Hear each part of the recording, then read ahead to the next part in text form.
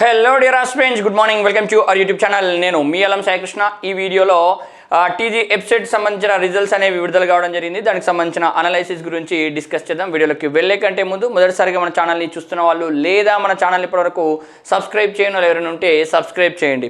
So మొత్తం మీదుగా వీలైనంత తొందరగానే టీజీ వెబ్సైట్కి సంబంధించిన రిజల్ట్స్ అనేవి వచ్చినాయండి. దాంట్లో ఇంజనీరింగ్ టాపర్గా అమ్మాయి దాదాపు రాష్ట్రం ఏర్పడ్డ తర్వాత, తెలంగాణ రాష్ట్రం ఏర్పడ్డ తర్వాత రాష్ట్ర చరిత్రలో ఒక ఇంజనీరింగ్ టాపర్గా అమ్మాయి రావడం అనేది ఇది ఒక మొదటిసారి అండి. అదేవిధంగా మొత్తం మీద ఓవరాల్గా రిజల్ట్స్ని గమనిస్తే ఇంజనీరింగ్ కొరకు అప్లై చేసిన ఆస్పిరెంట్స్ 2,10,766 అయితే అగ్రికల్చర్కి అప్లై చేసిన వాళ్ళు 90,977. అదేవిధంగా ఎగ్జామ్ రాసిన వాళ్ళు 1,97,242 మంది ఇంజనీరింగ్ వాళ్ళు అయితే 84,954 అనేది అగ్రికల్చర్ సంబంధించిన వాళ్ళు. మరి ఈ ఇంజనీరింగ్లో మొత్తం మీద క్వాలిఫై అయిన వాళ్ళు 1,44,704. దాని పాస్ పర్సెంటేజ్ 73.36 అండి. మరి అగ్రికల్చర్కి అయితే 73,294 మంది క్వాలిఫై కావడం జరిగింది. దాని పాస్ పర్సెంటేజ్ అయితే 86.27 అండి.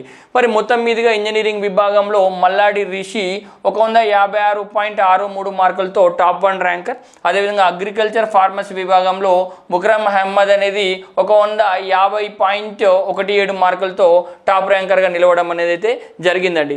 మరి ఓవరాల్గా లాస్ట్ 5-6 ఇయర్స్ రిజల్ట్స్ని గమనిస్తే కంపేర్ టు 2025-26 చూసుకుంటే 2025లో ఇంజనీరింగ్లో 73.26 పాస్ పర్సెంటేజ్ అనేది ఉంది. అయితే 2026లో 73.36 అనేది పాస్ పర్సెంటేజ్ వచ్చింది. అదేవిధంగా అగ్రికల్చర్లో లాస్ట్ ఇయర్ 87.82% ఉంటే, అదేవిధంగా 2026లో 86.27 అనేది పాస్ పర్సెంటేజ్ మనకి ఇక్కడ రావడం జరిగింది. అదేవిధంగా కేటగిరీల వైజ్గా ఒక్కసారి మనం ఈ రిజల్ట్స్ని గమనిస్తే బీసీఏలో ఇంజనీరింగ్ ఆస్పిరెంట్స్ 9,225 మంది, అగ్రికల్చర్లో 4,401 మంది క్వాలిఫై కావడం జరిగింది. బీసీబీ వాళ్ళు అయితే 28,643 మంది, అగ్రికల్చర్లో 9,167 మంది క్వాలిఫై కావడం అనేది జరిగింది. అదేవిధంగా బీసీసీలో 642 మంది, అగ్రికల్చర్లో 492 మంది, బీసీడీలో 26,343 మంది ఇంజనీరింగ్లో క్వాలిఫై అయితే అగ్రికల్చర్లో 9,941 మంది క్వాలిఫై అయ్యారు. అదేవిధంగా బీసీఈలో 7,366 మంది క్వాలిఫై అయితే ఇంజనీరింగ్లో, అగ్రికల్చర్లో 9,553 మంది క్వాలిఫై అయ్యారు.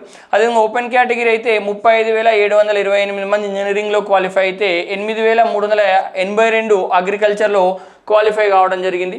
అదేవిధంగా ఎస్సీ గ్రూప్ 1లో 885 మంది ఇంజనీరింగ్లో, అగ్రికల్చర్లో 625 మంది, ఎస్సీ గ్రూప్ 2లో 12,590 మంది ఇంజనీరింగ్లో క్వాలిఫై అయితే అగ్రికల్చర్లో 12,588 మంది క్వాలిఫై కావడం జరిగింది.